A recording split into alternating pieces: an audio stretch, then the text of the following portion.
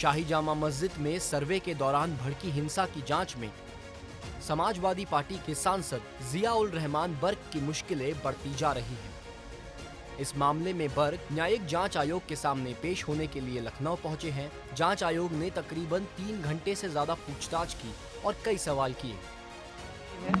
कोई रिकॉर्डिंग मेरी अगर होगी भी तो कोई गलत नहीं होगी, ये मैं इस चीज की गारंटी के साथ कह सकता हूँ, क्योंकि मैं जिस जिम्मेदार पद पर बैठा हूँ कभी भी हल्की और कमजोर बात मैं नहीं कर सकता। और यकीनन जो कुछ आयोग बना है, हम पहले उम्मीद तवक्को करते हैं कि आयोग इस चीज की जांच करेगा और सही तरह से अपनी रिपोर्ट पेश करेगा। यकीनन आरोप गलत है और उसी के लिए मैं आयोग के सामने भी समक्ष पेश हो रहा हूँ और उसके लिए कोर्ट में भी लड़ाई लड़ रहा हूँ। आरोप गलत लगाए गए हैं, उसी के लिए मैं चाहता हूँ कि मुझे इंसाफ मिलना चाहिए। जब इस देश का सांसद ही अपने लिए इंसाफ की लड़ाई के लिए लड़ रहा है तो बाकी जनता को तो चिंता का विषय है ही। खैर, अब जो भी है, हम इस कानून और संविधान पर न्यायालयों पर भरोसा करने वाले हैं और यकीनन इसी के तहत इस जंग को लड़ना है और उम्मीद करते हैं कि हमें इस न्यायिक प्रक्रिया पर भरोसा। इससे पहले 8 अप्रैल को बर्क 12 वकीलों के साथ संभल के नखासा थाने में एसआईटी के सामने पेश हुए थे। एसआईटी ने उनसे 3 घंटे तक पूछताछ की और करीब 50 सवाल दागे। बर्क ने 20 से 25 सवालों के सीधे जवाब दिए, लेकिन बाकी 30 सवालों पर या तो चुप रहे या फिर गोलमाल जवाब दिए। पूछताछ के दौरान वह तनाव में दिखे। मैं इसलिए फिर से कह रहा हूँ, मैं नहीं बता सकता आप कितना घुमा फिरा करके पूछ ले कि क्या सवाल रहे और क्या जवाब दिया, क्योंकि जांच का विषय है। मैं इसलिए मेरी मजबूरी है, उसको अभी मैं नहीं आपके सामने उजागर कर सकता। लेकिन हाँ, जहाँ तक आरोप की बात है, आरोप चीज अलग होती है और उसको साबित करना अलग रहता है। आरोप मेरे ऊपर लगाया गया है, लेकिन मैंने पहले से ही कहा है कि वो गलत है।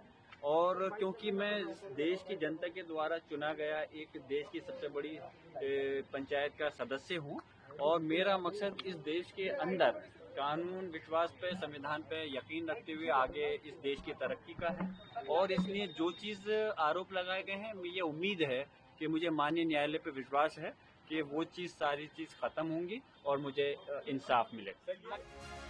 संभल पुलिस ने 26 मार्च को दिल्ली जाकर सांसद बर्क को नोटिस दिया था, जिसमें उन्हें 8 अप्रैल को एसआईटी के सामने पेश होने को कहा गया था। जांच में बड़ा खुलासा तब हुआ जब 4 अप्रैल को जामा मस्जिद के सदर जफर अली एडवोकेट ने एसआईटी को बताया कि सांसद बर्क ने उन्हें जामा मस्जिद का सर्वे रोकने के लिए उकसाया। जफर अली के मुताबिक बर्क ने कहा था, शाही जामा मस्जिद हमारी है और हमारी ही रहेगी। इस बयान ने बर्क पर हिंसा भड़काने के आरोप को और गंभीर कर दिया है। कहने में और होने में बहुत फर्क होता है। बस मैं गुजारिश यही कहूंगा कि अभी मेरे मीडिया के जो भाई हैं, सम्मानित लोग हैं, वो अभी ट्रायल नहीं करें, क्योंकि जो ट्रायल जब कोर्ट में होगा तो उसके अंदर सब दूध का दूध और पानी का। आपको लगता है इंसाफ मिल रहा है, आपको मिलेगा? मुझे उम्मीद है। देखिए, यकीनन आज ये आयोग बना है तो मैं यहाँ भी इसी उम्मीद के साथ में हाजिर हुआ हूँ कि हमें और हमारी जनता को, हमारे लोगों को इंसाफ मिलेगा। और आयोग के अंदर जाहिर सी बात है कि अहम लोग हैं, कि चाहे वो IAS हो, IPS रहे हों या हमारे जस्टिस रहे हों, तो हम उम्मीद करते हैं कि उन्होंने बहुत लंबा उनका अनुभव है और वो ऐसी अपनी रिपोर्ट बनाएंगे जिससे कि सच्चाई, ईमानदारी के साथ में सभी लोगों के साथ में इंसाफ मिले।